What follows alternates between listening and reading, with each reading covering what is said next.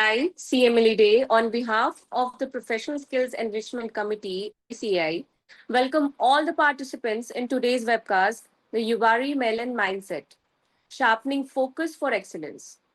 I welcome today's resource person, CA Onam Agarwal, and others present over here. I welcome Secretary of the committee, Sambit Kumar sir. Now, moving on, I would like to introduce our speaker for today, CA Onam Agarwal, a professional who brings together the precision of a chartered accountant, the strategic mind of a lawyer, and the clarity of a business advisor. Onam, as a founder of One Stop Consultant and Services LLP, leads the structuring and regulatory setup of alternative investment funds. She is the go-to advisor for HNIs, fund managers, family offices, real estate developers, and corporate venturing into AIF space. She also specializes in FDI and ODI transactions under FEMA.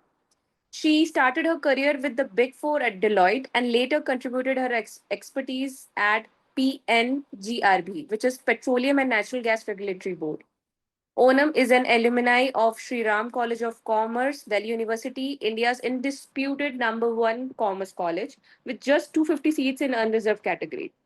Apart from this, she is on a mission to reinstate 1 lakh women who have taken career breaks, return to the workforce.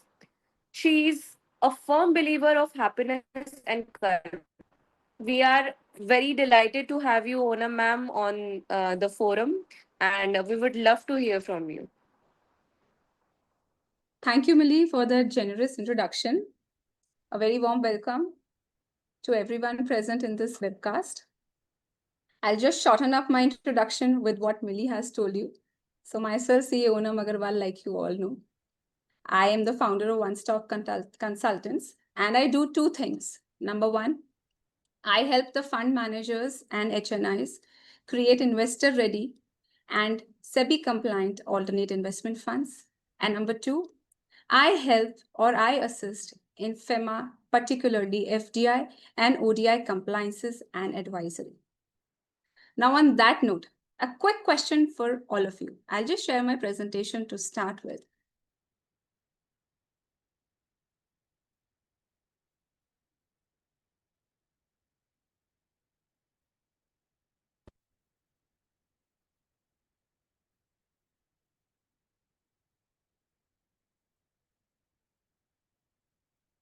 So the quick question is this the first time that you guys are hearing about the term Yubari Melon?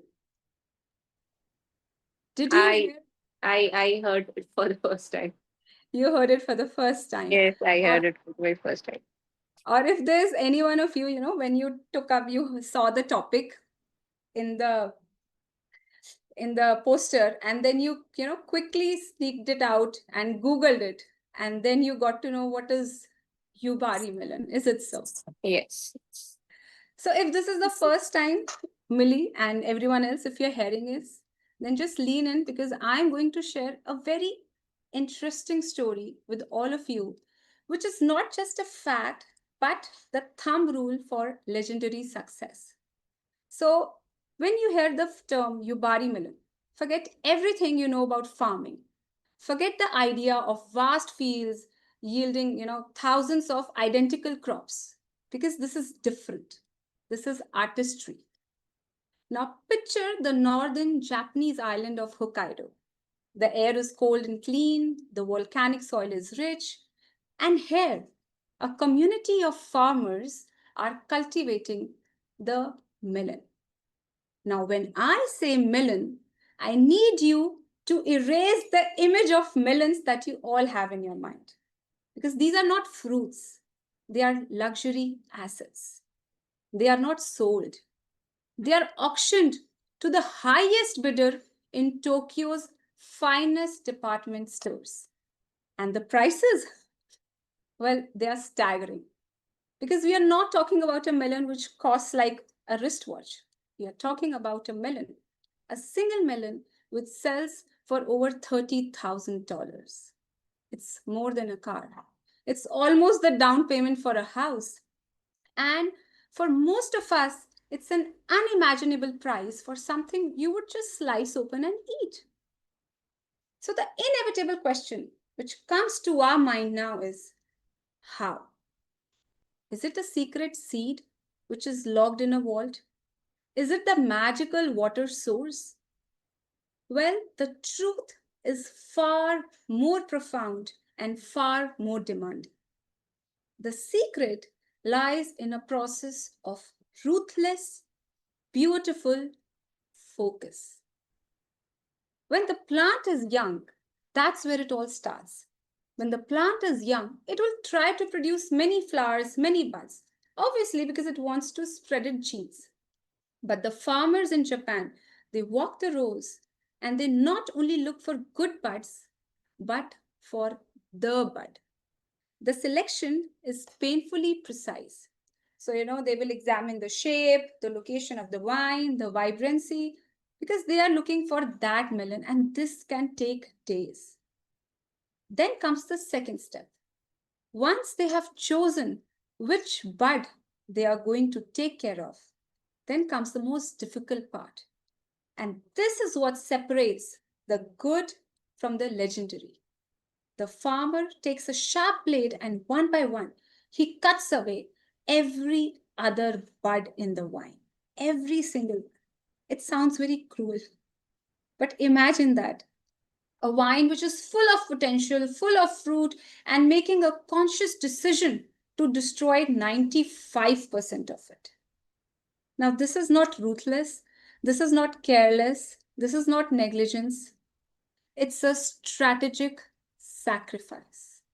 It's an act of faith which declares the potential of one. It outweighs the mediocrity of many others. So, you know what they do next? For the next 100 days, the plant is no longer a melon plant. It's a single minded masterpiece factory, and the farmers become its dedicated staff. They massage the growing melon daily to ensure a perfect symmetrical shape without a single flat spot. I would not even do that to my daughter, but they do it to their melons. They even place a hat on it to protect its skin from sunburn.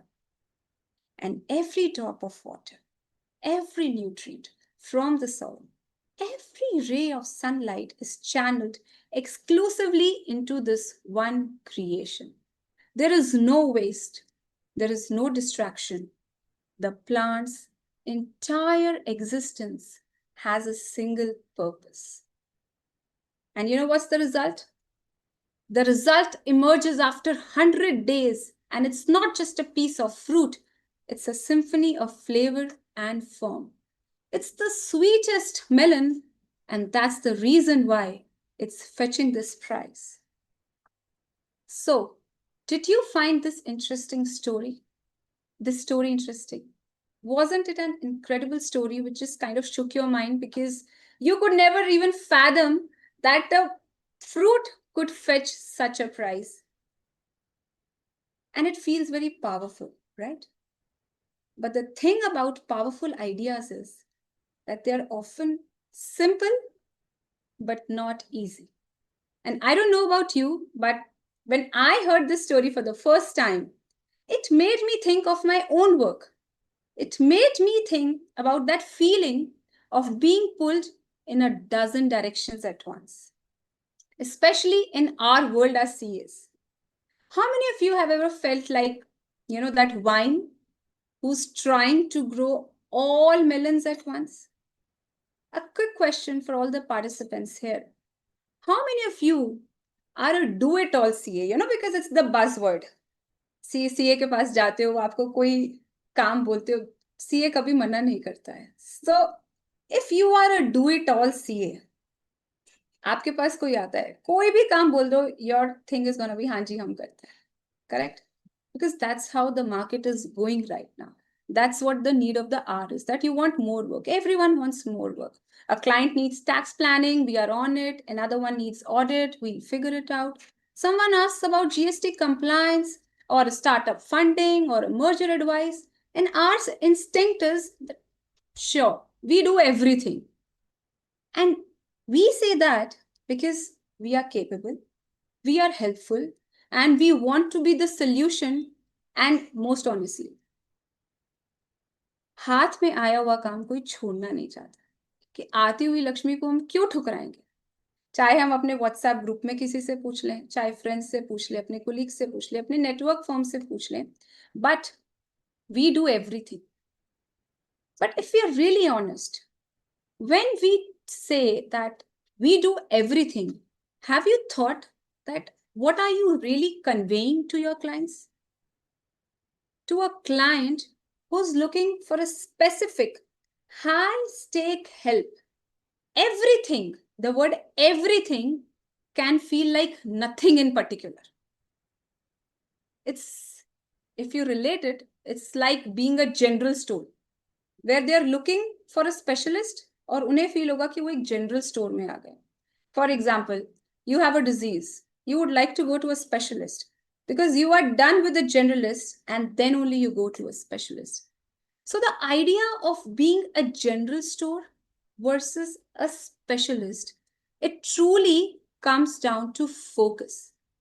And focus is something we all struggle with.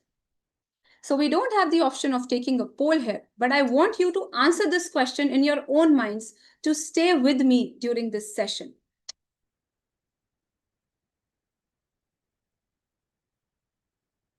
If your career was a vine, how many melons are you trying to grow right now? So don't overthink it. Just think about all the different services, the client types, the projects that you're juggling with. Get a number in your head, just a number. And you may not share this number with me, but I want you to have this number in your head. So take a pause of 20 to 30 seconds because more than often we are just working. Thank goodness the tax audit date got extended because we were really working. But now give it a thought for 30 seconds and think that what are the different kind of services that you are offering? How many melons are there on your wine? So let's take 30 seconds for you to think of your answer.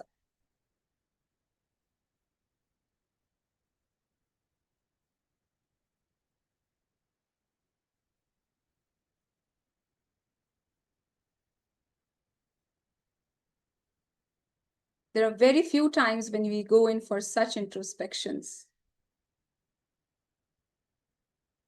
But just give it a thought that what are the different areas that you all have been focusing on? We'll do audit, we'll do tax audit, startups is the buzzword, वो कर लेते हैं, virtual CFO इतना अच्छा concept चल रहा है, वो कर लेते हैं. So what are the different melons on your wine? आप किसी को मिलते हैं, what all do you tell them कि हम क्या क्या करते हैं? That's what I'm trying to get out of you. So I'm sure there's no one here who had less than 3 answers. You had at least 3 answers in your mind for the melons that you're growing. Millie, are you with me? Since I have no one, I can ask this question to you. Did you have an answer which was greater than 3? Yes, ma'am. I had 4. And you know, that really proves the point. It's not just a story about melons. This is exactly how we all feel. We are all that wine who are trying to nourish so many different things at once. And we think that we are being smart by saying yes to everything because we are the go-to person. क्योंकि client को कोई भी जरूरत होगी वो मेरे पास आएगा. And we think that we are capturing that opportunity. But here is the crucial shift in thinking that we need to make. We often wear that business like a badge of honor. We think, look, how much am I doing? How many clients I serve? How many industries I serve?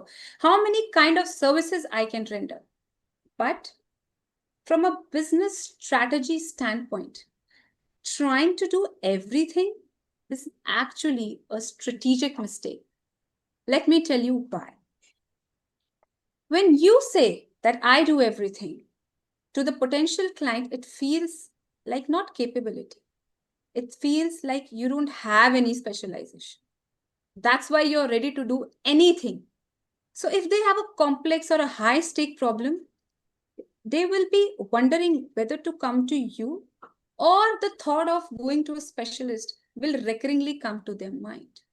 For example, why is the visiting fee of a specialist doctor always higher than a normal general doctor, a general physician? It's a common trend because that specialist is carrying that knowledge, that extra depth with him, and that is why he's able to command that extra fees. Now, this is what the client thinks. Now, think from the marketing perspective. Suppose you go to a networking meeting and you have 5 to 6 melons in your wine. You go for marketing. हम audit भी करते हैं, ये भी करते हैं, वो भी करते हैं, return भी करते हैं. 4-5 चीजें आपने गिना दी. Do you feel that that will make your message blurry? Because it's difficult to market everything. It's impossible to stand out. And more importantly, it's impossible to stay in the memory of someone. That is why consciously, when Millie introduced me, she said a lot of things. But after that, I consciously introduced myself with the work by precisely saying that I do two things, because I want all of you to remember the next time you think of alternate investment fund or you think of FDI ODI. Mera naam aana chahiye aapke dimag. That's my marketing trick that I'm using here. Because until and unless someone knows very clearly what you do, unko yaad hi nahi aane wala at that need of hour that you are my go-to person. Because a generalist can never be a go-to person. He may be a go-to person for a generic advice, for simple tasks which don't require any specialization. But you are not going to be remembered as a specialist. So, to the potential client, you look like lack of specialization. For your marketing angle, it feels like your message is blurry and you're bound to be forgotten. And for yourself, the third point, it's draining because you're constantly context switching. You are never going deep, but you end up competing on price because you haven't built any unique premium value. So it's tolling on you, it's tolling on your client, and it's not working out on your marketing. And this is where Yubari Melon, the concept of Yubari Melon, comes into picture for CAs here. So as a result of doing everything, you're going to end up working harder and harder, but not necessarily smarter. You are busy, but you are not building a valuable and a distinct practice.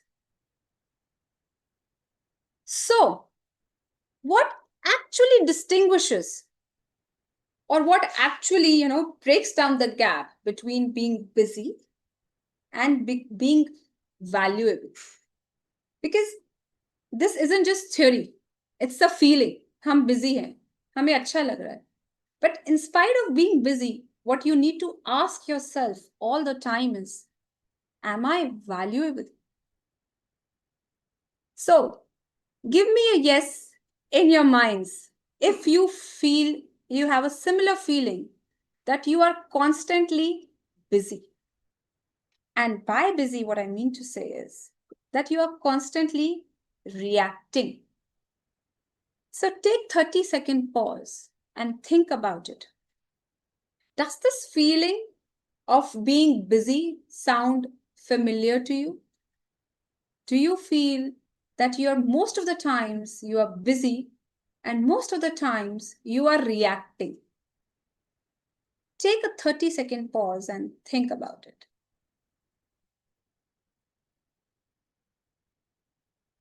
There's a client who has emailed you about a scrutiny notice that he has received.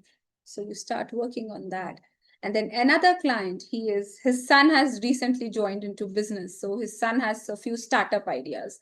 So he wants you to answer his son on those questions.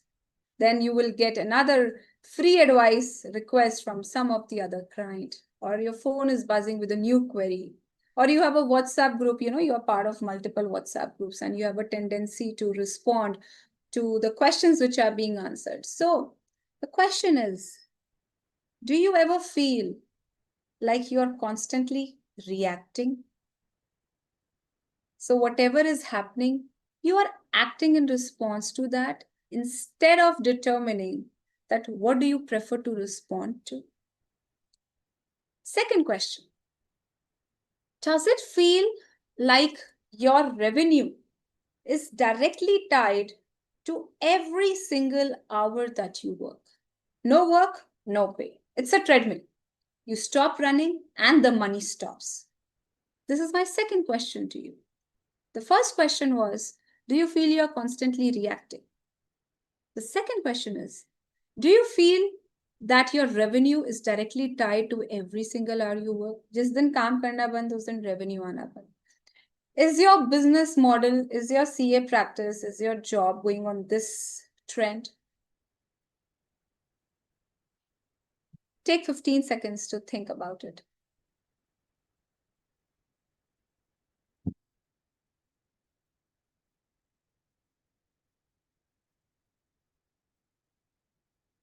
My third question to you: do you find that most of the times you are competing on price? That most of the times, whenever you have to go in for a prospective client, what you generally have to pitch for, what you generally have to think is कि price कम करके ये client आ सकता है. So are you competing on price? Most of the times, yes, we all do negotiations. That's part of our practice. That's part of our job. But what I'm asking you here is it so that most of the time your client acquisition is on the price? You know, this question becomes so relevant right now because in the current scenario with the H-1B visa and the restrictions which are being placed by US, and I was reading that the companies who are outsourcing their services, now they will not be allowed to take a deduction for those expenses. So in light of these events, the leading companies, TCS, Wipro, Infosys, they are having a hard time because for the last 30 years, they have been playing on the price game.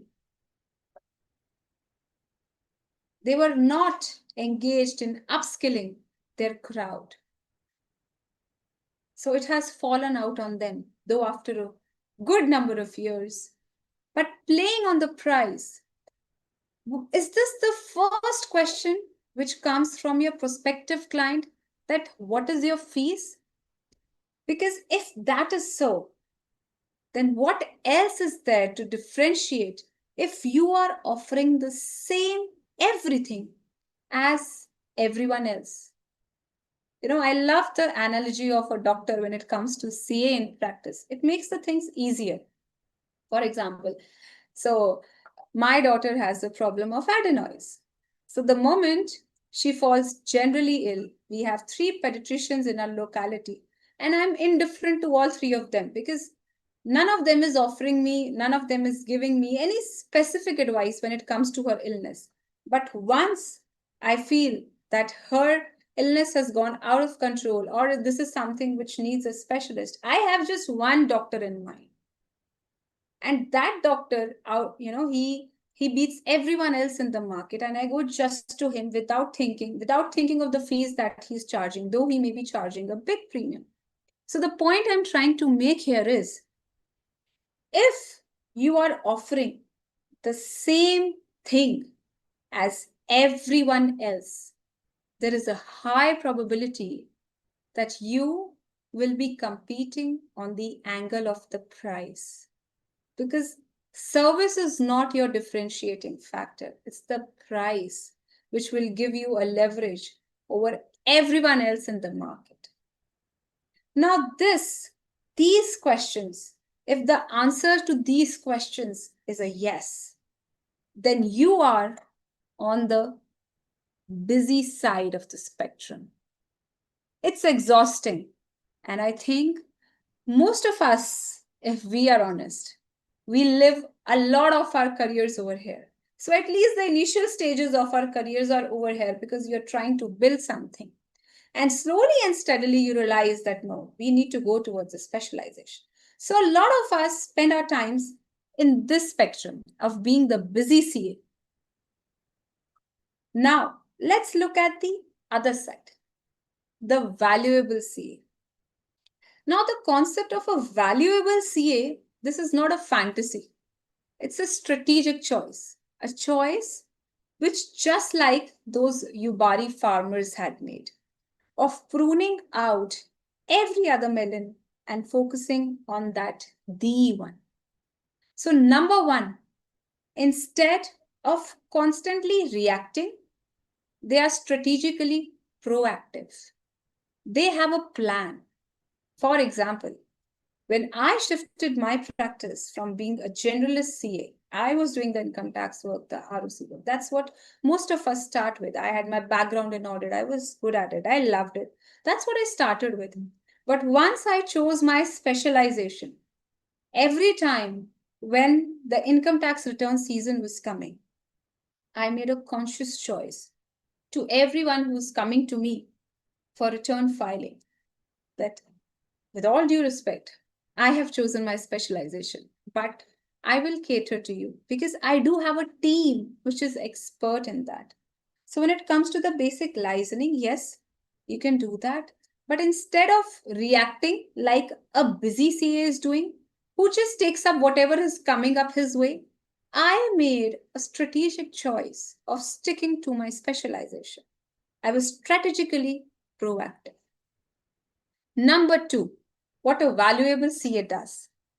Instead of trading time for money, you remember my question that if you stop working, will the money stop flowing in?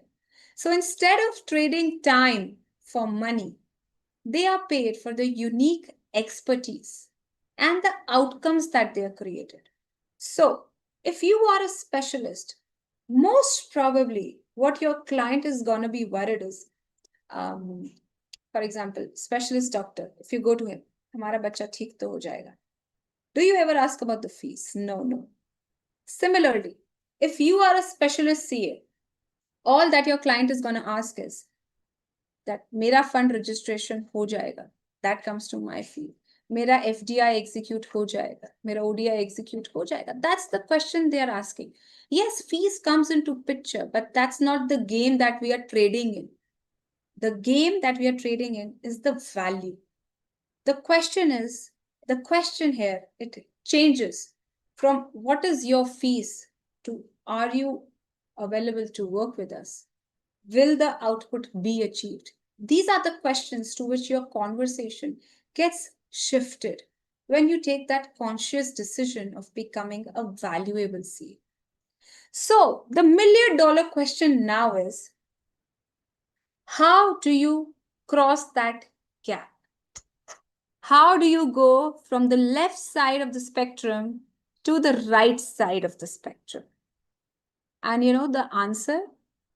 Perhaps surprisingly, it lies in one of the most powerful but difficult words in the English language.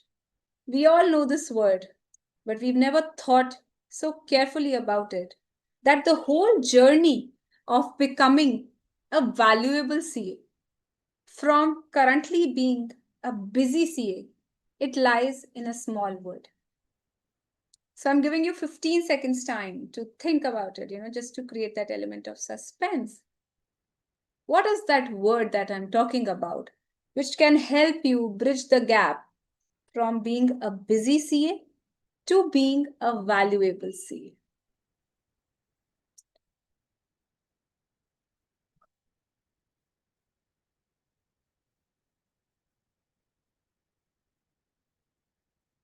The word is no. That's right. No. The word which will help you bridge the gap from being a busy CA to a valuable CA is very short and precise. No. Now, it might sound simple, it might sound even negative. But for that Yubari farmer, it was the most positive word in their vocabulary. Don't you think so? So, saying yes to that one perfect $30,000 melon was only possible because they had the courage to say no to every other bud in that one. They pruned away the good to make room for the great. Saying yes to that one perfect $30,000 million was only possible because they had the courage to say no to every other bud on that vine. And for us as CAs, the exact same principle applies. The path from busy to valuable is paved with strategic no's. Saying no to that client, who's constantly calling for a free advice, or who pays late, or who questions every invoice, is actually saying yes to providing good white collar service or expertise and get paid on time. So this year, believe me or not, I took a conscious decision that all the freeloaders who have been coming to me for return filing and who come to me just once in a year and who might definitely know that we have no chance of adding value ever. We made a conscious decision to raise invoices to them. So this decision was done last year. So my freeloader clientele, it kind of reduced by at least 20 to 30%. So that extra 20 to 30% savings in the freeloaders, what it means for me? It means giving extra concentration, giving extra time, and giving extra mind to maybe last minute tax plannings that you are able to do when the return is getting finalized. Yes, because there is scope for that. Once you see the tax audit report, there is scope for last minute tax planning as well. So when you are saving on the time by saying no to someone, you are adding up the time that you have for saying yes to someone who's willing to pay you, who's willing to appreciate the services that you're providing. So saying no to taking on 20 other individual ITRs for a low fixed fee that barely even covers my time is saying yes to having the capacity to land a more lucrative advisory engagement for maybe, you know, a growing startup. So you may have a paying client, like I said. So all of us who are having traditional clients, so most of their children, they are entering into the business and they all have these ideas of startups. Some of them return from abroad and they have these ideas of raising funds, FDI, ODI. So they have these ideas for which they need advisory on. So this is a fruitful advisory because yes, you can become an advisor for them in the coming future. But for those persons who are barely coming to you for one time and filing their returns, and you are getting a low fixed rate fee for that, you are trading your time. That is what you need to understand in the end. So if you're trading it for a low fee, you're losing on definitely to some high paying engagement. And even if you're not losing on the time to a high paying engagement, you're losing the time to give yourself the peace of mind to decide some strategy for your business. So say no to a low margin, compliance only project that drains you, is saying yes to a high value advisory that you truly want to build. So the question is, how does this pruning actually, how does it work in the real world? I mean, I've been talking about Yubari melons for the last 35 minutes. It's all about melon, melon, melon. But the question is, it's if it's working for melons, is it working for other things too? What I know, it's working for apples, or should I say, one famous example of saying a no, it comes from a company that we all know. When I say apples, I meant Apple. The company we are talking about here is Apple. So I don't know how many of you know about this, but Steve Jobs and Steve Wozniak, they started Apple. So after a few years down the line, Steve Jobs had a different style of working, whereas the company was not aligned with him. So believe me or not, yes, he was fired from Apple. And while he was fired, he established two new companies. One is the Pixar Animations that we all know today, and another successful, not so successful venture was Next. It was a different engineering projects. So Pixar became a very huge success. So how I'm relating it to no, I'm coming to that in a moment. So he was fired over differences with the ideology of the company because Steve Jobs was more of a marketing person and Steve Wozniak was a typical high-end engineer. So there were differences of thought in the organization. But after he was fired in 1997, he was called back because Apple was in distress. And when Steve Jobs he returned to Apple in 1997, the company was almost on the verge of a collapse. It was the ultimate wine with too many melons is what he noticed when he came back to the company. They were making a dozen of different computers, printers, scanners, and believe me, even cameras. You name it, and Apple was making those products. So they were trying to do everything which was possible because they thought that doing everything means selling more product means getting more revenue means the company is the go-to company for any electronic product that a client can think of. They were trying to do everything, and Apple was in big distress. But when Steve came back, he was not in a very ruby position. So a lot of times we CAs, we take this plea that why we have to grab every opportunity is because of survival, because it's not very easy to take care of your practice. So let's take whatever is coming our way. So even in case of Steve, when he came back, he was not in a very ruby position because he was fired initially. And now he had the baggage to prove himself. So does anyone here know what was Steve Jobs' first move when he came to Apple? When he joined back Apple in 1997, what was his first move? What did he do? Give it 10 seconds to think of it. It would have been interesting if you could give me answers in the chat box to get all the interesting answers. So what do you think he must have done when he got back? You think he would have revamped the computers, make them all shiny? Well, in the first meeting that he had, he called his team together and he drew a simple 2 by 2 grid. So it was a symbol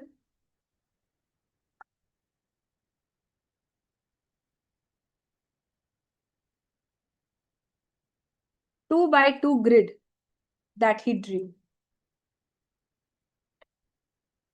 On the two columns, they were headed consumers and pro, and the two rows were desktop and portable. So just think of the grid now. It's a grid where you have consumer in one column, pro in another column, desktop in another row, and portable in the second row. So he looked at that grid while addressing his entire team and he said, we are going to focus on just 4 great products, one for each quadrant. And with that, he mercilessly cut everything else. He said no to a dozen of other products which had been in the Apple lineup. He did exactly what the Yubari farmers were doing. He chalked out that what is the Yubari product that Apple can offer, and he took the conscious, strategic choice. He made the strategic choice of removing all the other melons, all the other products which were hovering around on the Apple's product line. He said no to a dozen of other products. So can you connect the dots over here? When Yubari farmers, they pruned every other bud, they did not only just do that to save the plant, as was the case of Apple, but they did it to create a masterpiece. So Jobs, he pruned every product except 4 products to save the company and build the most valuable brand in the world, the Macintosh as we know it today. So, this is what Jobs did. This is what the farmers do. And it's not at all about doing less work. Because the moment you guys will take a conscious decision of becoming a specialist and not the go-to person for every work, you will feel calm hi kam ho gaya hai. You will feel that calm nahi aa raha hai. There will be times when you will be sitting idle, but believe me, it's not about doing less work. It's about directing all your energy, all your innovation, and all your marketing, your talent to what matters the most in the real world. So saying no is not a limitation. It's like a laser focus that no. So you remember when we had to choose, when we had been doing math, science, Hindi, English all the while till class 10, and then we chose our streams. We chose, some went into commerce, some went into medical, some went into non-medical. So if you truly see what has been happening and how you get paid is that we are all born as generalists. We are taught everything. Then we are streamlined into commerce, medical, non-medical. Then within the commerce itself, we are further streamlined into CAs, MBAs, lawyers, consultants, CMAs, company secretaries. So all these branches, they keep coming out.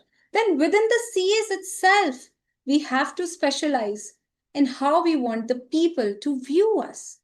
So it's the concept of Yubari is all about stopping, about competing on the price of a common melon that may be a generic return filing, and start your signature high value offering. That's what the concept of Yubari is all about. And this principle of no is what separates the good from the truly legendary people that we have in our history. So Apple is just one of the examples. It's a silent and strategic choice behind every icon if you really think about it. So let's think about Warren Buffett. We all know him.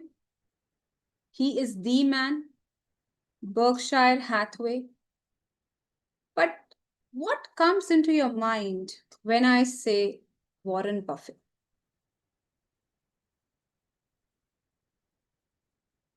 You think he's the richest man, he's old, he has been doing investing, he looks for companies who are bargain buys. But the term that we generally use with Warren Buffett is value investing. So he looks for those companies who have merit, who are undervalued, who have potential, and he gets a feeling in those companies that these are going to grow into becoming something big. So that's what is called value investing. He believes in the value that they will be generating. So what do you think? Warren Buffett, he did not know about day trading? What do you think? How many proposals does Warren Buffett get every day for investment as an opportunity? Do you think he doesn't have opportunities to jump on every tech boom that comes in the market? Of course he does. But he says no to all that noise. And he says a yes to his core philosophy, that is value investing. And that is how he has become a master, by focusing himself on the ideology that he is master at. That's what he wants to concentrate on, not the tech boom, not the intraday trading, not the high frequency trading, whatever may be the buzzword in the market for last so many years. Warren Buffett has stuck to his ideology of value investing, and he has been pruning every other ideology out there. So now I'm making you realize that how the legends and how the icons in this world, They have silently taken the strategic choice of saying no, and that's how they became an icon. The second example which comes to my mind is, who's this man? We've all seen him. He is Usain Bolt. His name is synonymous with fast running. आपको किसी का मजाक उड़ाना हो तो आप बोल सकते हो आप उसेन बोल्ट हो क्या? If someone is going on a very high speed. So, do you think that Usain Bolt, he was not tempted to try the 400 meter or even the long jump? That meant more opportunity for him. That meant a higher chance for him to win in Olympics. The more the number of the games, the better the chances are of winning, isn't it? The more the number of melons, the more the chances. He could have, but he said no to being good at many races, to say yes to being the undisputed king of the one, the 100-meter race, which he completely owns even till date. So silently, all the legends of the world, they have been practicing this ideology of Yubari Melon. Another fun example to stick it in your mind, because I know how difficult it is to come out of the philosophy of not doing everything. It's a difficult choice. But believe me, all the legends in the world, that's how they became legends. We all know this person. We've been listening to him. He's the man who changed the whole world of rapping, which was dominated by the blacks when he entered. And the moment he entered, he became the undisputed king there. Eminem. Don't you think he could have made pop songs? He absolutely could have. But he said no to a broad commercial appeal. And he said yes to the specific, raw lyrical genius that kind of defined a generation. So think of rapping and you think of Eminem. But you think of a romantic song. Do you think of Eminem at that time? No. Because he has clearly defined it out to the world that what he is good at. And he made a strategic choice about it.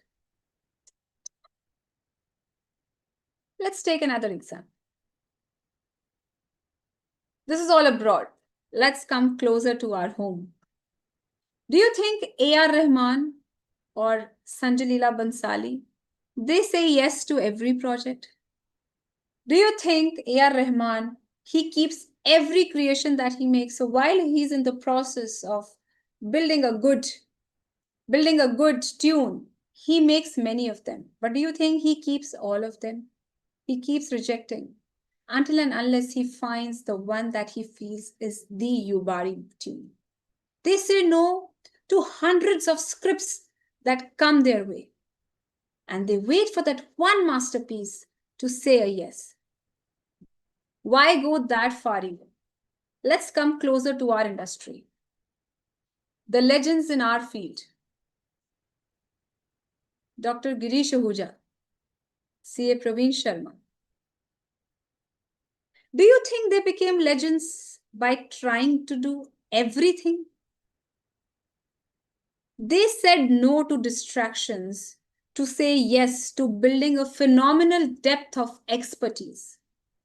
Such expertise that the moment you say Girish Ahuja, what's the first word that comes to your mind? Income tax. Undisputed king. When you think of C.A. Praveen Sharma, what is the first word that comes to your mind? Accounts. In fact, when you say accounts, he kind of, makes me recall all my memories of coaching and all those dreaded accounting entries and mergers and holding and subsidiary chapters. It starts flowing into my mind. Amalgamation.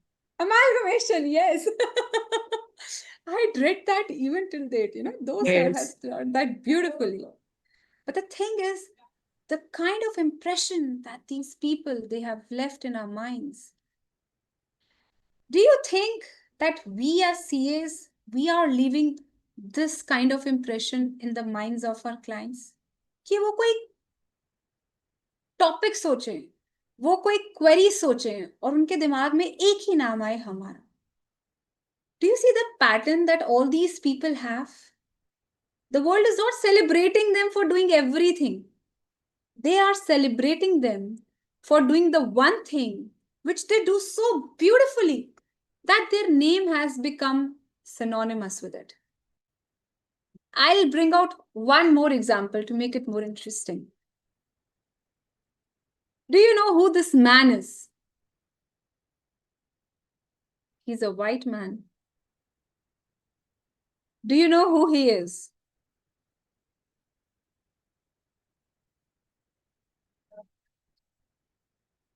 Any. So very few of you, maybe you know his name, but I'm sure most of you don't know his name. But I will play one audio clip now. And I'm sure each one of you is going to understand in an instant who he is. So let me play that clip for you.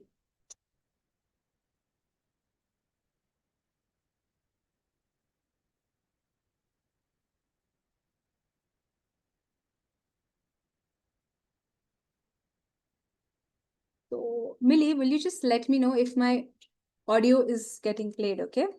Uh-huh.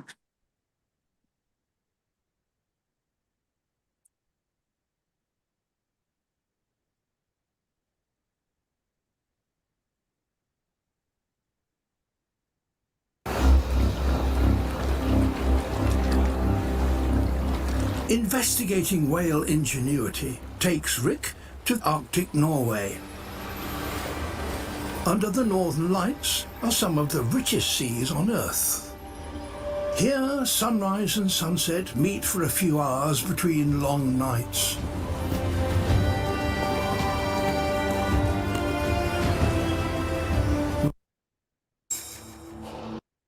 College students get free Gemini upgrade for 1 year.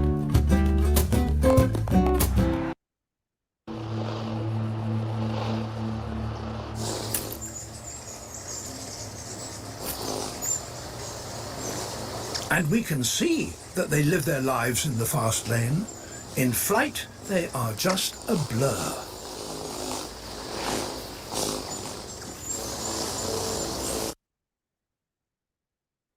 So I'm sure all of you heard this voice. Do you recognize this voice from our very childhood when we used to see those BBC documentaries? Yes, yes. So you may not know this person, but our entire childhood documentaries is this man, because he is David Attenborough, who was the person who was doing all the documentaries around nature and wildlife for BBC. So he did not take up any documentary. He did not do any podcast. He did not do, random documentaries. He was focused wildlife and nature. That was his thing. And he did his thing so well that you don't know his name, but you do know his voice. Because all the time, while those documentaries were being played, he was there in the background.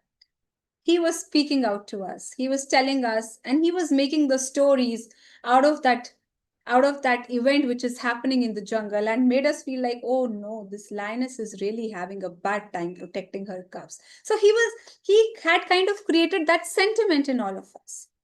So the point I'm trying to make here is, these persons, they are celebrated for doing the one thing, so much so that their name has become synonymous with it. They had infinite options, but they chose focus. Now, I want you to pause for a moment and think about your own your career as a CA, job or practice, it doesn't matter. If you were to apply the same ruthless focus, what could that one synonymous skill be for you? वो कौन सा skill है जिसके लिए आज आप जाने जाते हैं? Is it GST litigation, forensic audit, CF advisory, virtual CFO, pitch decks, startups, NRI consulting, FEMA, tax audit, stat audit, AI, building AI in your CA practice? Are you a speaker? Are you an income tax practitioner? It could be anything, anything. So I want you to pause for 15 seconds here and really think about it. That if you were to apply the same ruthless focus in your career, what would that one skill be for you? What it would be synonymous to for you? लोग आपको किस चीज के लिए जानते हैं? जैसे मैंने वॉरेन बफे बोला, value investing, David Attenborough nature documentaries, Girish Ahuja income tax, AR Rahman soulful music, Usain Bolt 100 meters away, Sanjay Leela Bhansali glorified story making, Eminem rapping. So what is the go-to skill which people know you for? Take 15-30 seconds and we don't have the chat box, but I want you to think about it in your minds. What is the one skill which people think you are the go-to person for?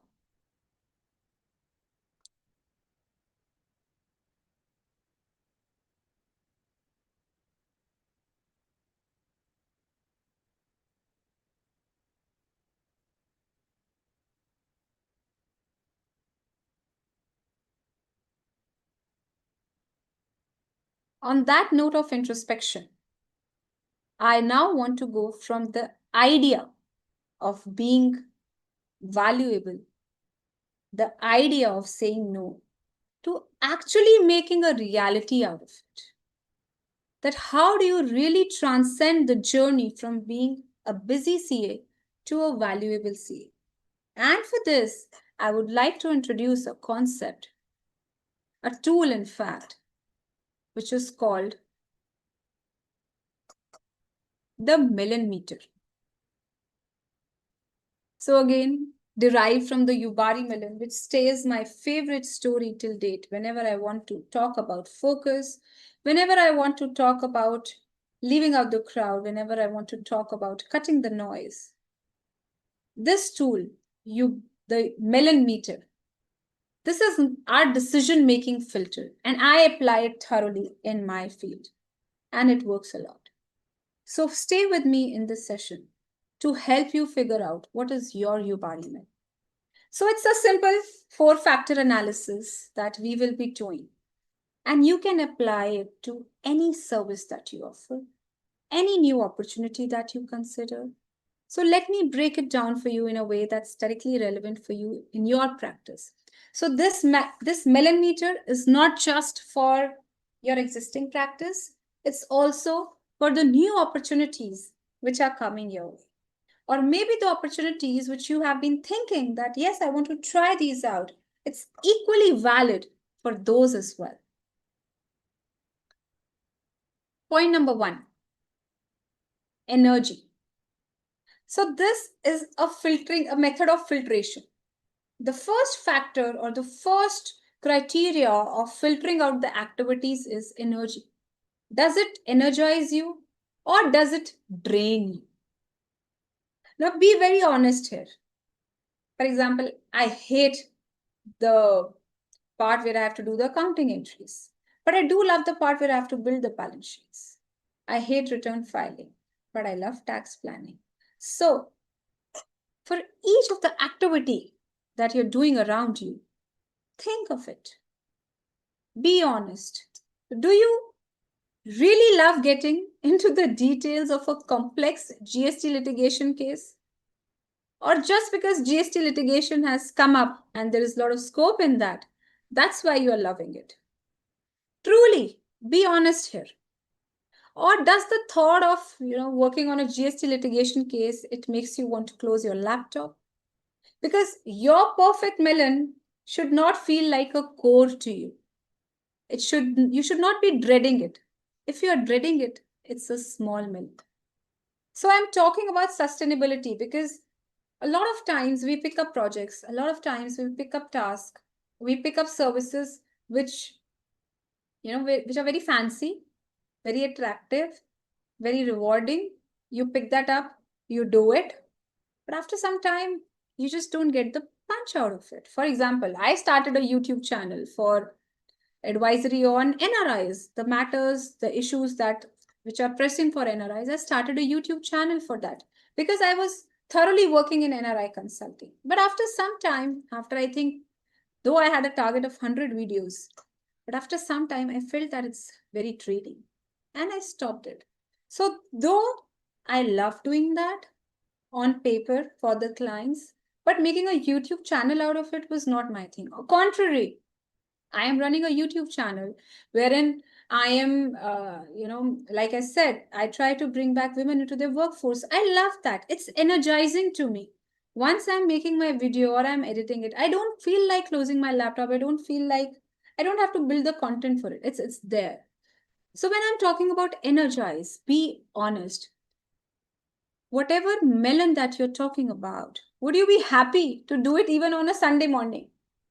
Does it leverage your natural strengths? Does it come to you naturally? Do you enjoy it? For example, a CA who loves teaching might find that conducting client workshops is highly energizing, whereas some other CA may find it very draining. So much so that I love teaching students who are in orientation. But I love teaching students who are in the GMCS contrary to the ones who are in the orientation. So I'm doing the same task. I'm coaching them. I'm mentoring them.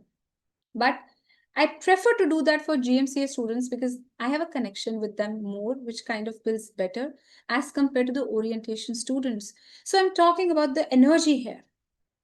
Whatever work you are doing, is it energizing to you? Or do you feel that it's a burden for me?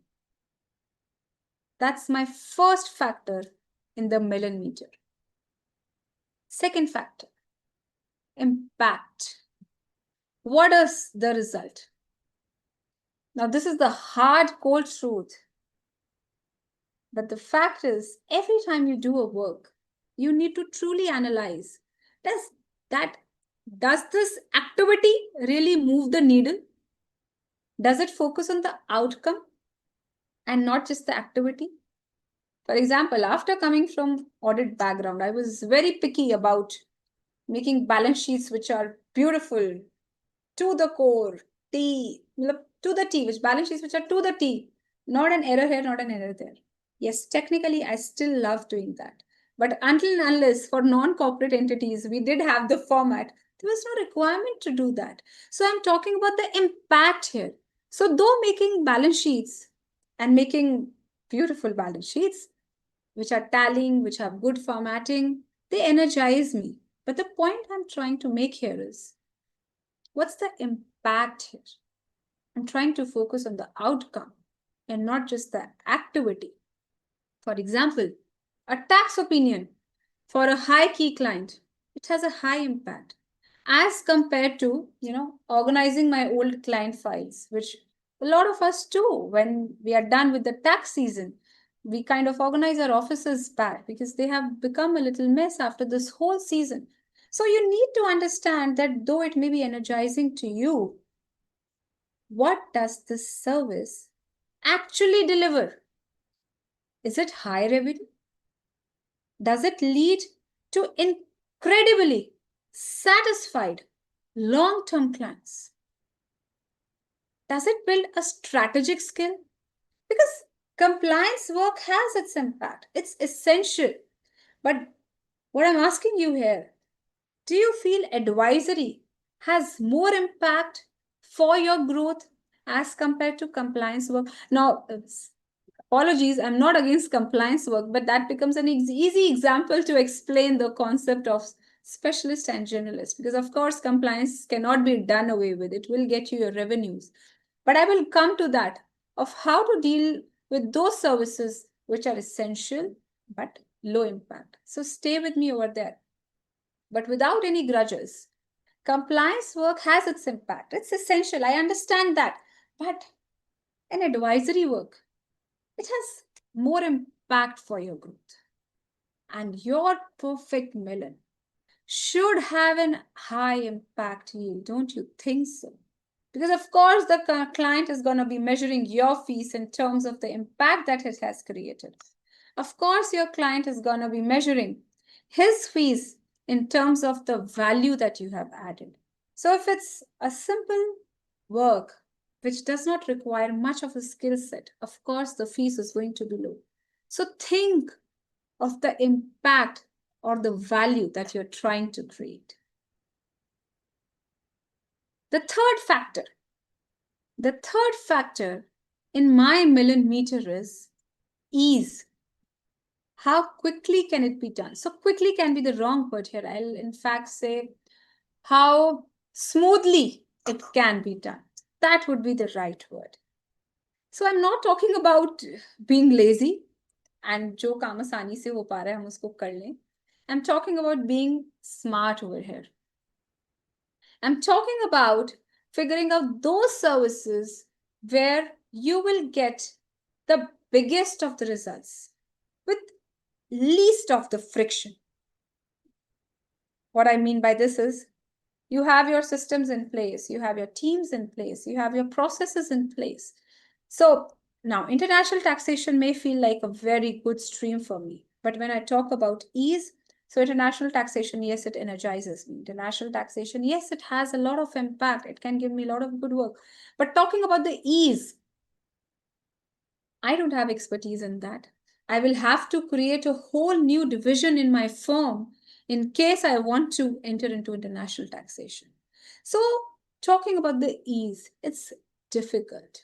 Whereas if I am doing FDI and ODI, maybe entering into compliances for ECB, external commercial borrowings, that would be an easier game for me. You know why? Because I have contacts with the bankers. I have the clients who would want to do it.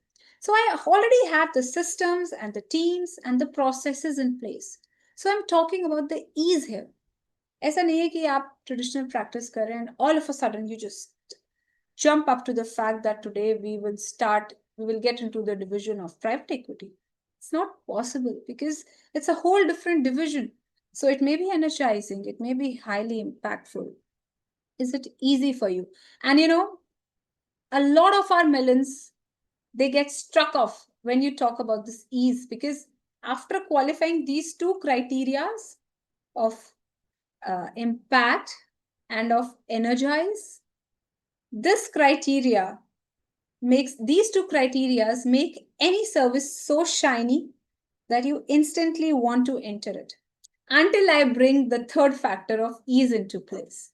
So if you already have the systems and the teams in place and the knowledge to do this well and efficiently, you have to analyze that will I be starting from scratch in this service? Because your perfect melon, it should not feel like a constant struggle. For example, it happened for me in my YouTube channel. I was constantly trying to set up with the tech, make good videos, set up my DSLR, and then make a good video out of it. So it felt like a struggle. And though it was shiny, though it was energizing, though it was everything, after some time, because it started feeling like a struggle, I dropped it out. And the Yubari farmers, they have actually mastered this craft of having it ease. They have mastered this craft of, cultivating their melons so beautifully that now it comes to them very easily. So tomorrow, if I tell them to cultivate a Yubari apple, they can do it because it's their field. It's associated. They have the skill set, the systems, the processes, the setup in place. That's what I'm talking about here. You know why? Because when there is ease, it allows you to focus. When you're constantly struggling, you feel that a lot of barriers, a lot of obstacles are coming in your way, which are restricting you from focusing on your service. Now, after these three factors of energy, that does it energize you, then impact, that what is going to be the result, how much value, what is going to be the yield of this particular service. Third factor is, will it be a constant struggle or is it aligning with my current skill set and my current atmosphere? The fourth factor that comes here is edge. Does this build your unique expertise? Is this your Usain Bolt factor? Does this activity help you become the go-to person for something specific? Are you building a reputation which is uniquely yours? For example, a friend of mine, I was talking to him, Anirudh Agarwal, I was talking to him a few days back, and he was telling me that he is doing ESG and he's bloody good at it. So now I associate ESG with Anirudh. The moment any work comes to me, I know who's my go-to person. Because ESG, the Usain Bolt factor of Anirudh is ESG. So I'm trying to ask you, are you building a reputation that is uniquely yours? Because if it is something which every CA is offering, it's a common melon. Your perfect melon should give you a visible edge. Now you may ask me that इतनी तो services ही नहीं है कि हम CS की community में से कुछ शाइन करने लग जाएं. Think about it. They are there. For example, you are doing audit. Everyone else is doing audit. But after doing audit, instead of verbally telling your client, if you build an expertise, or if you say that our Yubari Melon is, that we give you insights, that we give you a written management report wherein we highlight the deficiencies in the control systems. So you have combined an ordinary melon of audit with a Yubari melon, where you have expertise in identifying the control deficiencies or the system deficiencies. So the client who could go to anyone, any CA for an audit, now he is going to come to you for that management report, because that is your Yubari. Another example, you are doing auditing, but you introduce the concept that we do audit along with IT testing also, or we do audit which is completely automated. So now you are no more an auditor to them. You are an auditor who uses automation of systems to conduct the audit. That automation part, when combined with your ordinary melon of auditing, is making your Yubari melon. Any other example which comes to your mind, for example? Not coming to my mind right now. So the point here is, does it give you the unique leverage? Because we all must move from this image of doing everything to becoming specialists. And for that, you need to be evaluating each of the activities that you're doing based on these factors. So next time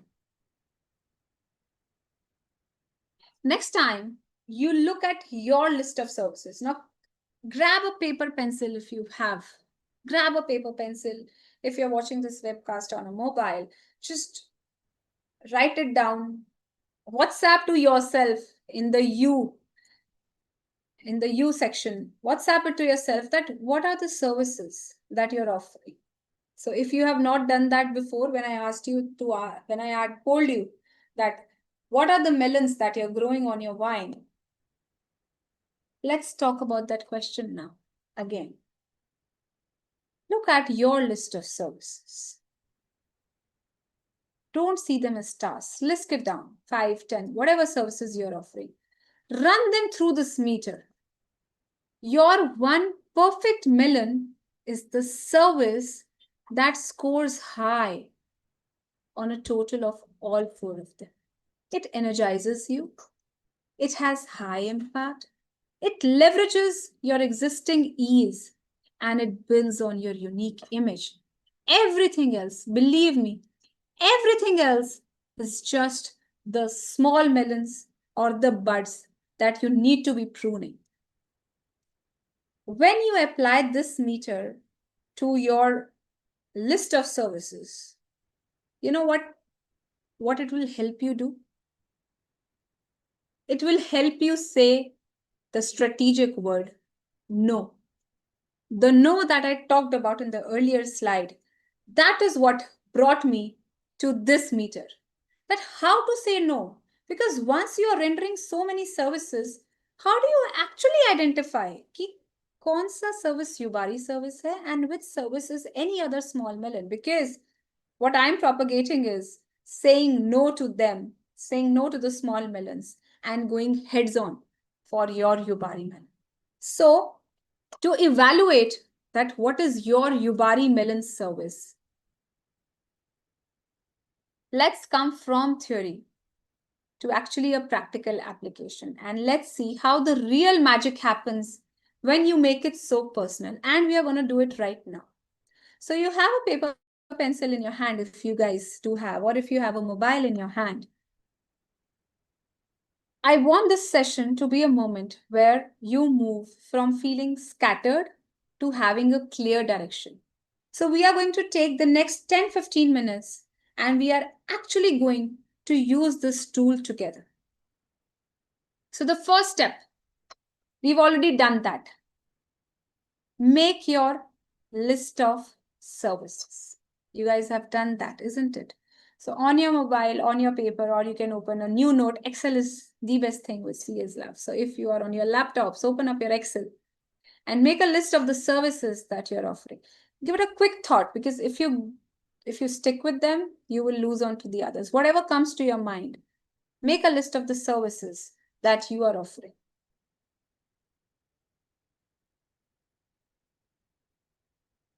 Corporate tax, GST returns, project finance advisory, internal audits, loans, CMA data, internal audit, statutory audit, tax audits, GST litigation, return filing, whatever comes to your mind, whatever makes up the core of your work right now, जो आपकी website में listed है, services section में, if you have a website, या फिर if you are sending out your firm's profile to anyone.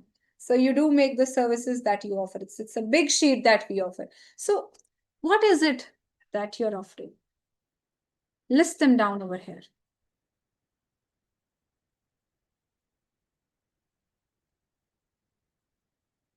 So now that you have listed your services, I want you to be able to say no to the ones which are the small melons and a yes to the ones which are your Yubari melons. So for that, I'm going to introduce a system of scoring over here. Let's analyze that.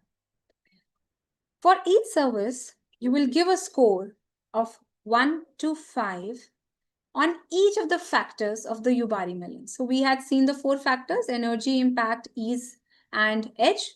So based on these 4 factors, I am going to rate each of the services on a scale of 1 to 5. So stay with me, because by the end of this session, if you have truly done and implemented this Yubari melon meter, you will have great clarity. You will have great direction in where to take your CA practice. So 1 is the lowest and 5 is the highest. So it's not about perfection कि हमें 2.5, 3.5 ऐसे देना है. It's all about your gut feeling. What you're feeling about this service. That's what I'm trying to bring out from here. Step 3. Step 2, energy check. What is my passion filter? The first one, if it's energizing me. So 1 is the work that you dread. It drains you completely. And 5 is the work that you love. For example, if you have listed out 10 services, give them a rating out of 5. If you dread ROC compliance, give it a score of 1. If you love GST litigation, give it a score of 5. If you like to file, if you like to do tax planning, corporate income tax planning, give it a score of 4 or 5. If you don't like income tax return filing, give it a score of 1. So for all the services that you have listed down, we are going to be evaluating them on 5 factors. So list down the service, and against each service, give it a heading, energy, and give it a score out of 1 to 5. 1 is the work that you dread. 5 is the work that energizes you, and it puts you in a state of flow. So take 15 seconds to rank your services, because it's going to be comparative as well. नहीं, मुझे income tax ज़्यादा अच्छा लगता है, GST return filing कम अच्छा लगता है, इसको 4 दूंगी, इसको 5 दूंगी. So like that. So it's comparative as well.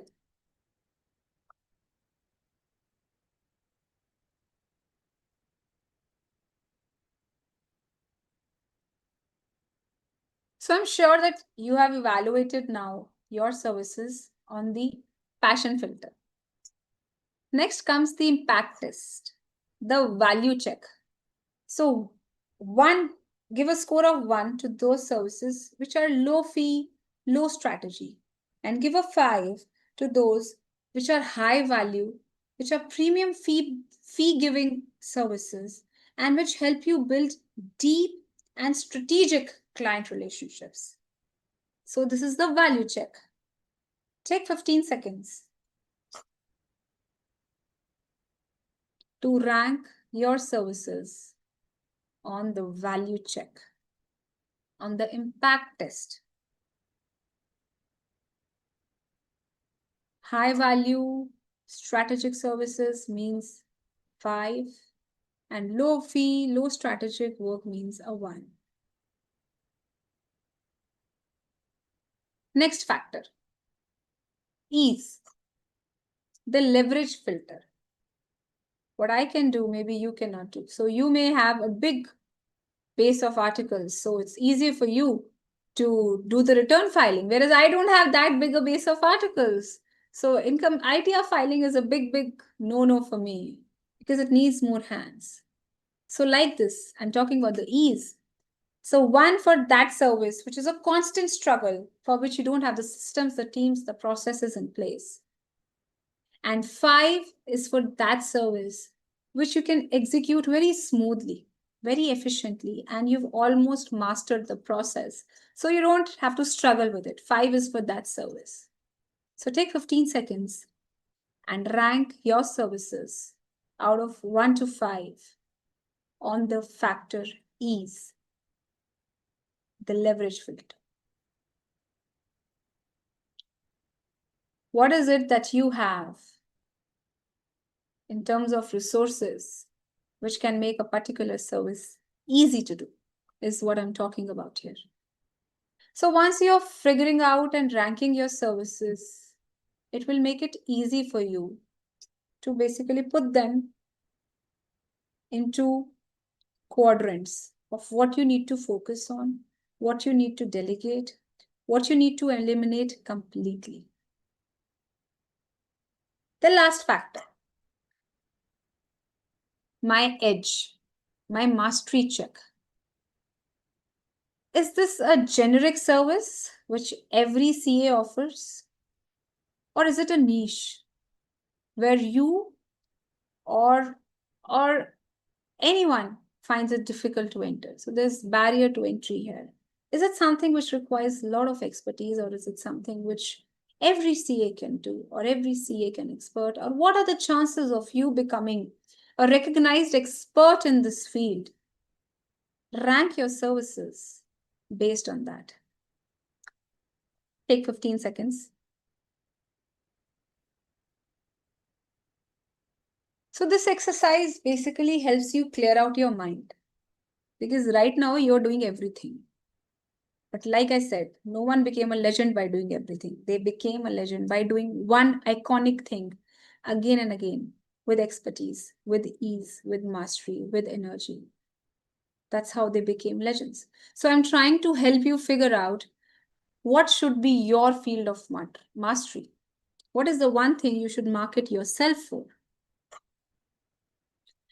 So now, easiest part for all of us CAs, totaling the scores. Not total up. I want you to take your list and I want you to total up against each of the services. So if, for example, GST return filing, what is my total against this service? Income tax return filing, what is the total against? Litigation, what is the total? Audit, what is the total? Tax audit, stat audit, what is the total against each of the services? And just write down the numbers next to each service.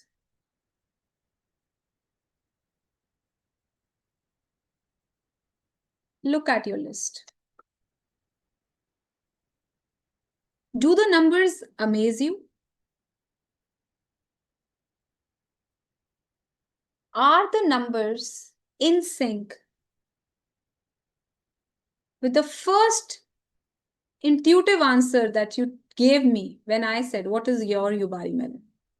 Is your answer in sync with your intuition?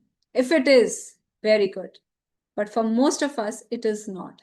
Because we gave the intuitive answer for the thing which was shiny.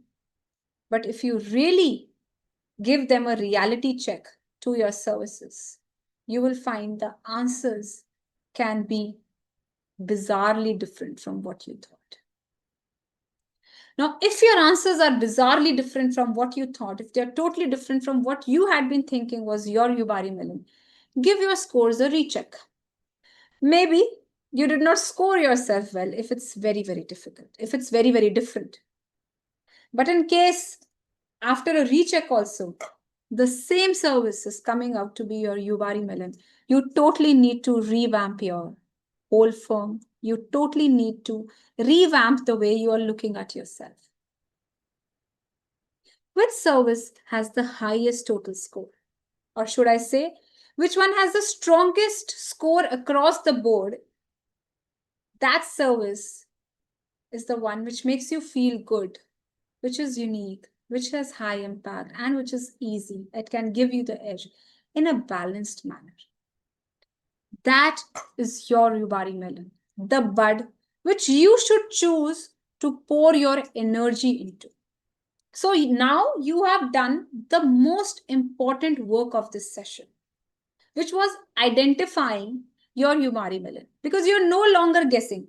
You have a data-driven insight into your practice. ऐसा नहीं कि मैंने arbitrarily chit उठा के choose किया है कि ये मेरा Yubari Melon.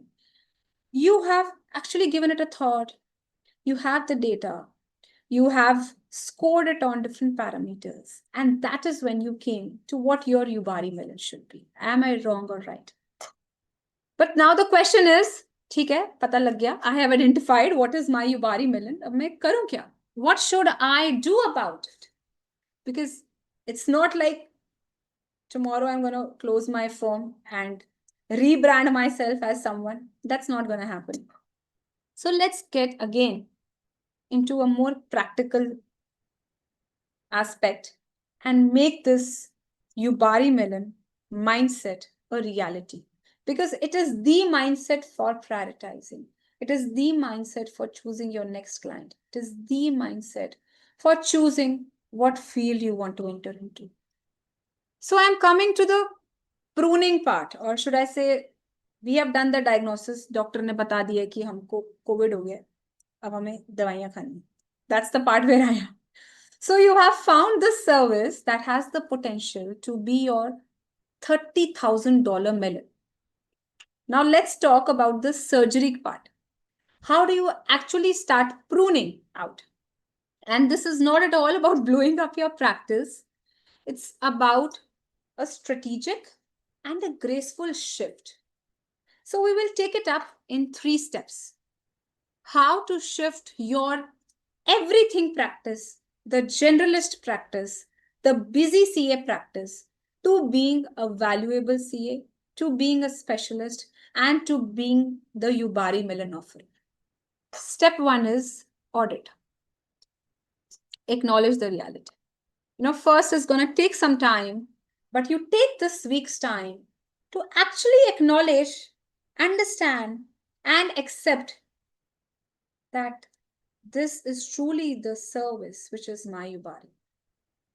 Now, this is your quiet and honest moment. You don't need much of input for this. So take your client list and your project list and sort it out into 2 categories. 1, the perfect melon clients. Now, these are the clients which are aligning with your high scoring service. You enjoy working on them. This work is valuable and it builds your edge. This is your category 1. So take your client list or take your project list and bifurcate it. 1, category A is the perfect melon clients. Category B is the small melon clients. Now, these are the ones that represent the old everything for everyone model. This work is low energy, low margin, and it doesn't help you specialize much. But the goal here is not to fire the category B. I still do return filing, but I don't do return filing. We still do return filing is what I should be saying, in fact. My goal is simply to see my practice more clearly. Because if you don't acknowledge something, how do you think you are going to make the shift? So this auditing part, this bifurcating part is just to give you a map that what you need to put in which category. The second step is the shift part. Redirect your energy. So this is actually my first pruning that I'm doing. Now it's small, deliberate, and powerful. But over the next month, what you consciously need to do is redirect 10% of your time, energy, and resources from category B towards category A. For example, your category A is tax audits. Your category B is ITR filing for individuals. So what you need to do is train your articles or ask them to write, articles for ICI, or do some research work. Tell your staff to do some research work on tax audits to make them go into higher depths, to take up more complex works when they come in the tax audits. So the point here is to strategically and gracefully shift 10% of your time, energy, and resources from category B to category A. For example, how this can actually look like is कि हमारे पास कोई low margin compliance का project आया है, which is not my ideal project, or should I say कि मेरे पास कोई CMA data बनाने का काम आया है. So it's a one-time thing. Loan he is getting from someone else. So instead of getting into that work, why don't you focus on the virtual CFO concept that you had in mind? So say no and use that time to, leave virtual CFO also. So whatever Yubari Melon you have decided, take that time to actually write an article on LinkedIn or a post on LinkedIn about it. So don't spend 2 hours of your time on a small melon and systematize it, delegate it. अपने junior staff को वो काम दीजिए instead of you focusing on that work. So this way, what will happen is the needle will start moving from the busy CA to the valuable CA without any fear, because you know why you are moving to the valuable spectrum. So you're not jumping off a cliff, you're actually just taking a step forward. The third step. Now, this is the most critical step because till now, nobody sees you as a specialist. The third step is the message shift. That is how to tell the world. It has to start today. Because this is how you will attract your perfect melon clients and you will repel the ones that drain you. You must change your message. Start with your LinkedIn headline. Oh, actually, I'm wrong on this. I said that the auditing part should take a week. So take a day or two to actually find out your Yubari Melon. Think about it again. And after that, the first step should be to try and tell the whole world about it. Your LinkedIn headline. Change it from a CA at this, partner at this, to something which could be like a CA / helping e-commerce brands navigate GST litigation / helping clients. Like I said in my beginning, I help HNIs and fund managers build investor-friendly and SEBI-compliant AIFs. Such should be your headline so that the person who's visiting your profile, he instantly knows what value you can add to him, or CA / virtual CFO. That should be your first step. Second step, your elevator pitch. The next time someone asks you what you do, stop saying I'm a CA. CA का generic notion he income tax. So stop saying that. Start by saying that I specialize in I specialize in internal audits for the hospital industries. So specific and so niched. Or you can say I specialize in helping restaurant owners streamline their accounting and save on taxes. I help the startups in edtech startups build their pitch decks. So streamlined and so focused so that the moment someone thinks of an edtech or the moment someone is thinking of making an edtech, they know that you are the person to go for the pitch deck.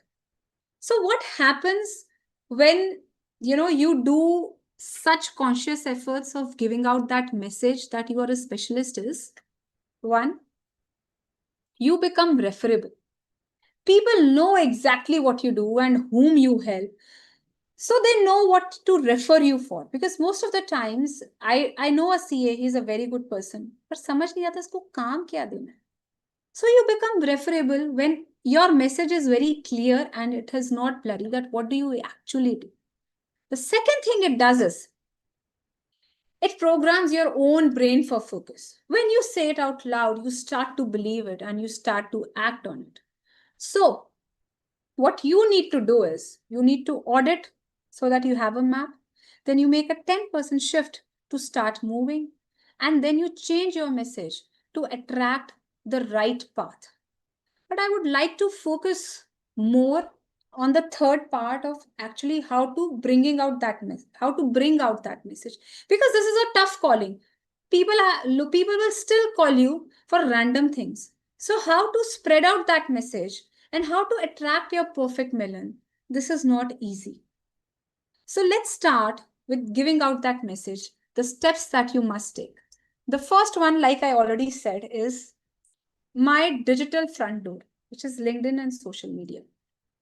It's not a CV. We all do that. We think it's our CV. It's your billboard to the world. It's your hoarding to the world. किसी school किसी company को देखा है कभी लिखते हुए ISO certified? हम लिखते हैं that we are this certified. Write that in the description below, but not in the headline. Don't write that in the headline. So revamp your LinkedIn or your social media to constantly give the message what you are specializing in. The second is the elevator pitch. The elevator pitch is your 15-second game changer. You talk to someone, थोड़ा सा ही time होता है किसी से भी बात करने का नेटवर्किंग में, एंड आपको 10-15 सेकंड में वो बंदा अच्छा लगा, ठीक है, आप बात करते हो, उसके बाद समझ ही नहीं आता आगे क्या बात करनी है. So reframe your answer from a job title or your title in the firm to a solution. For example, I am the go-to CA for doctors. I help them maximize their tax savings so that they can focus on their patients. Or you could say, I specialize in succession planning for family-owned businesses to ensure smooth transition to the next generation. So specific. हम CA हैं, हम बोल ही नहीं रहे हैं. We are just telling what we actually do, because within CA also there are so many things you do. Or you could say that I am someone who helps in the ODI and FDI compliances. So again, so simple and so short, yet it's becomes striking in the mind of the listeners. So this immediately sparks a relevant conversation, and it also filters out those जिनको मेरे साथ interest नहीं होने वाला है. So I may be pitching to someone as a CA जिसको मेरे काम में interest ना हो, but once he knows what I actually do, मेरी audience भी तो filter out हो रही है. The third thing that you need, the third shift you need to make to tell the world about your specialization is your service menu. It looks like a laundry list right now. It should be summarized, narrowed down to a signature offer. Have you ever seen the high-end restaurants? They don't offer many things, but they offer things which are very tasty, and they are limited. So overhaul your website, overhaul your proposal. Instead of having a long list of 20 plus services, have a headline that, yes, I am the founder of this. Then have a secondary headline that's, we do compliance work for this person, and you can also have an add-on. But don't make it very cumbersome.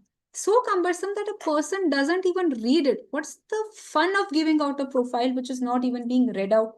Or what's the fun of having a website which is so overloaded that a person doesn't know what services you are doing? So narrowing down to a signature offer, it frames you as a specialist who cannot just handle general things, who's not a generalist, but who's a specialist. The fourth and an important thing is your conversation starter. The who do you help question.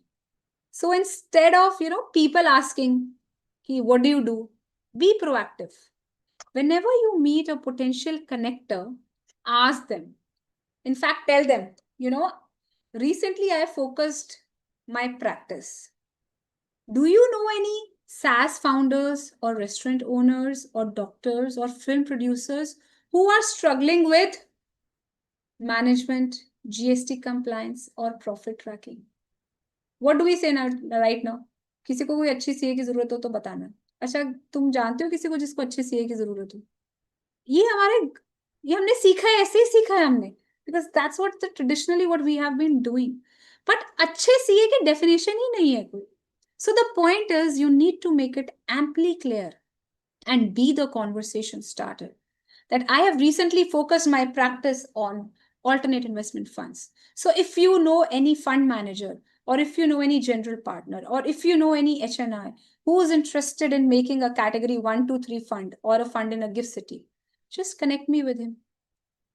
Now I definitely know कि किसी को gift city के fund के बारे में सोचना है तो उनको मेरे नाम दिमाग में आए. So this is infinitely more effective than asking कि किसी को अच्छा सीए हो तो मुझे बता दे. So like I said before, this not only makes you referable, but people now exactly know what you do. People know where you can help them. So they can also refer you to some other person. So as I bring this session to a close now, we are almost on the end of the session. I want to leave you with 3 powerful takeaways that you can carry with you. The first and the foremost one is choose your one perfect melon. Remember the Yubari farmer where we started this whole session with? Legendary value, $30,000 fruit, multi-crore practice. It was never built by trying to do everything. It was built by choosing the one thing you can do better than everyone else and going all in for it. The second takeaway, prune it ruthlessly. This is the hard part, but it's the secret. You must have the courage to say no to the good, to the distracting, and to the energy draining tasks and clients. Because every no is a yes to your focus. That's how you will redirect your energy. The third one, measure. Use the melon meter. You have a tool now. Don't let it gather dust, or should I say, don't let the laptop shut down without using that meter tonight. Use energy, impact, ease, and edge to evaluate every new opportunity and every existing service, most important. Let this data guide you. Let this data bring focus to you. And this is not just an emotion, it's a data-driven way of finding your Yubari Melon. So your journey from being a busy CA, from being a generalist CA, will start with these key takeaways. And what your action plan should be for this week, start with the audit. Be honest. Look at your client list and your service list. Acknowledge the gaps between your small melons and your perfect melons. Next, after a week or so, prune it with a 10% shift. Slowly and slowly start realigning and shifting your focus and your resources towards your category A, the perfect melon that I talked about. So you don't need to change it overnight. That's absolutely not what I'm saying. But one less compliance project is one more hour of you investing your time on your niche. The third is shift your message. This is the tough part, but this is the fastest thing also that you can do. So update your LinkedIn headline, change your elevator pitch. If you don't have an elevator pitch, please make one. Change your elevator pitch or make an elevator pitch. Start telling people specifically what you do and who you help. So this kind of it helps you attract the right clients and programs your own brain for focus. Because again, like I said in the session, I am not talking about doing less. I am talking about achieving more. It's the strategic path to building a practice that is more profitable, that is more fulfilling, and that is more valuable. Thank you for your time, everyone. Thank you for listening to me so patiently. This is my LinkedIn profile QR code in case anyone wants to connect. And in case anyone feels that I am totally against compliance work, I am not. So over to you, Millie, now. Thanks a lot, ma'am. your the way you explained it was a very flowy presentation. It wasn't like we were like we were just listening, like, okay, we have to listen something, but it was a very good flow. And yes, I agree with you that we have to prune a lot of things, and that fee lowering the fees and everything is very important. So now moving forward, I have a couple of questions for you, ma'am. Yes. Yeah. So, one person asked, Warren Buffett also once said, the difference between successful person and a very successful person is that very successful person says no to everything. Explain with proper reasoning. So when he says that a very successful person says no to everything is, so what he's trying to say here is that he is very picky and he is very choosy. So it's not that every opportunity which will come to his way, he is going to pick that up. So when he says no to everything, automatically, for example, घर में जो fussy food eater होता है, उसके पास हमेशा best खाना क्यों आता है? Because everyone knows that he's the fussy food eater. So you either get the best food or he's not going to eat it. So similarly, when you are very focused and when you say no to everything, you definitely know that only the best proposals, automatically that scrutiny is being done. So the best proposals are going to be coming your way. So you have filtered that out. That pruning is being done on such a good level that you are getting the best of the opportunities which align with your tastes and which align with your service spectrum. Thank you, ma'am.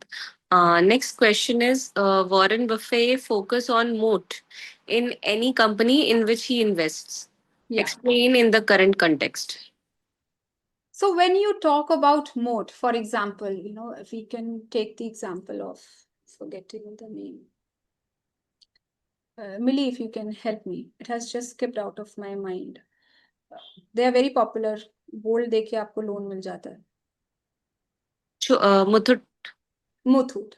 So Muthoot is so popular. So if anyone here, he has, traced the share price of Muthoot pre-COVID and post-COVID, you will see there has been a surge. And a surge was not simple. It was at least twofold. But Muthoot was very much there all the time. So the moat, what is a moat actually? So moat is something which is very difficult for the enemy to penetrate into. It has its deep roots into the war times where the kings and all, they used to build a big wall around their palace so that the enemy cannot enter. There used to be water and then the walls used to be there. So that's the most. So when we talk about a company, the moat is that what is that one thing? What is that the competitor cannot break? So does anyone know here that when the Kumbh Mela is held, what Muthoot does is they offer free lockers to the persons who are coming to the Kumbh Mela. अब उनको इससे क्या मिल रहा है? उनको free lockers देख के. Now understand, 80% of the audience of Muthoot is low income audience who have gold and who pledge it and they get cash in return for that.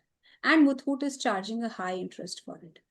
So the moat that Muthoot has built is catering to a huge client, catering to a huge client base in India who trust them blindly. कि अच्छा कुंभ मेले में हमारा सामान इनके पास पड़ा है. They're not charging anything for it. So by reaching out to a wider level of audience, and by building that trust, you can create moats in your business. And Muthoot is doing that very effectively. So come what may, gold का price increase हो रहा है. So Muthoot is always secure. They have the gold pledged with them. उनका collateral जो है, it's way higher than the amount of loan that they have given. So there is no way Muthoot is going anywhere. So it has built its moat around this business model of trust and wide client base. Okay. Thank you, ma'am. I have just one more question. A Yubari melon is very costly and expensive. In this world, not everyone gets to have the fate to eat it. Even those who produces it tend to keep it scarce to have its aura of exclusivity. And also, Yubari melons can't be grown in India practically. So please explain. Okay. So the whole analogy of Yubari Melon to CAs in practice is that we need to be specialists. When you say it cannot be afforded by everyone. So आज अगर मैं अमृतसर में हूँ तो मैं अपनी practice जो है वो if I envisage to stay in Amritsar तो या तो मैं कोई ऐसी प्रैक्टिस बनाऊंगी which is needed by the persons who are living in Amritsar. Or I will build a practice which I can offer digitally to anyone who's around the world. Okay. So, one, when you say that everyone cannot afford a Yubari melon, so that's the choice that I am asking you to make. If your list has private equity as one of the services, of course, it's a premium service.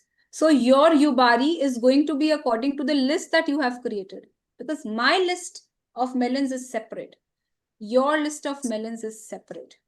So you have created your list of services as per your skill set. So understand, if you do not have the Yubari talent, sorry, not the Yubari talent, if you don't have the talent which can command a fee for 1 lakh, your service list will also have those services only, which are not very premium fees. So your client will also be that on which you will be playing the volume game instead of the price game. Whereas if you have the skill set to charge a fees of 1 lakh for a tax audit, you will definitely look for clients who are ready to pay that price. Otherwise, मैंने वो skill acquire ही क्यों किया था? So the whole process, it starts with the whole process of acquiring the skills which can give you that fee. If you have that skill, people are there in the market who are ready to pay that price. But the question is, do you have that skill to that level that people are ready to pay you that price? And secondly, have you marketed yourself in that manner that people look at you as a specialist for that? So I may be doing 100 things, whereas I am very good with FEMA compliance. But if my LinkedIn articles and my LinkedIn posts are all about communication, or if they're all about anything general which is happening in the startup industry, which is very interesting. For example, today itself, I was reading about this H1B visa. So I'm very tempted to write about it on LinkedIn. But the moment I do that, it will just cloud the image that I have created for myself, that no, I am an expert in FEMA. So the question was, सब लोग Yubari नहीं खा सकते. तो अगर आपके पास Yubari, आपका Yubari अलग है, it may not be my Yubari. And similarly, Nishit Desai, he's a lawyer. His Yubari is different. Yes, I cannot have his client, but I definitely know what client I can have. And that client will only choose me when I know I can give him that service. So my Yubari is unique. The second question was कि खाने के बाद उसका after effect रह जाता है, I think. Something, it will leave the scar, or it will be very heavy on their stomach, is what I understand, that they may not come to you again. So that's the game that you have to decide whether you are going to play the volume game or you want to play the price game. 10 काम compliance के करने हैं जिससे आपको, मैं 10 director KYC कर सकती हूँ, उसका मुझे 3 to 4,000 रुपीज मिलेगा, या फिर मैं एक टैक्स ऑडिट रिपोर्ट फाइल कर सकती हूँ जिसका मुझे 30 to 40,000 मिलेगा. In the end, I'm getting the same money of 30 to 40,000. It's on me where I am, where I want to reach, and what skill set I have. So it starts with the skill set. That's why the factor ease was there. So I may be tempted for international taxation. I may be tempted for cross-border, structures of funds that are being made. But I don't have that skill set, so I cannot do that. However interesting it looks to me. So definitely, वो वाला melon खाने वाले लोग नहीं है मेरे पास, like the question was. Thank you for such nice answers, ma'am. Now, let's conclude the session. It has been such an honor to be a part of this wonderful webcast on the Yubari Melon mindset, sharpening focus for excellence. And you have beautifully explained everything, which is organized by the Professional Skills Enrichment Committee, ICI. On behalf of the Professional Skills Enrichment Committee, ICI, we would like to extend our heartfelt gratitude to our speaker, CA Onam Agrawal, for her enlightening session. A wide round of applause and thanks to the organizers, Professional Skills Enrichment Committee, ICI. and other stakeholders who made this webcast a memorable one. Finally, we would like to thank all of you present here and helping us make this webcast a grand success. Thank you, one and all.